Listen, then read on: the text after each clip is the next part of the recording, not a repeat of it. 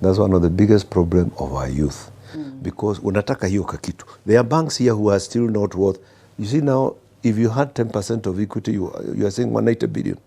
For instance, there are still banks that are not worth 180 billion, that are older than equity. Why? Because mtu anataka kusema hii kakitu ni yangu. And how much is it worth? 20 billion. The guy who has 5 or 10% is 180 billion, and he has impacted a whole generation, a whole nation. So it is good to study places like Equity. You will find is exactly the model that the biggest company in the world, which is Apple, used. Apple is nobody owns more than 20% of Apple. But the one who is close to 20% is one of the richest fellows in the world. Yeah. So what does that teach us? It's not just about you inviting capital.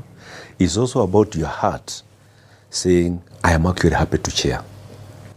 That just getting rich alone doesn't make me any happier.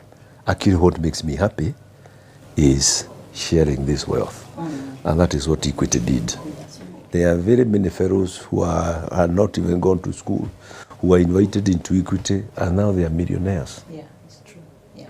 So it's a great story, which is, like I said, exactly the same story.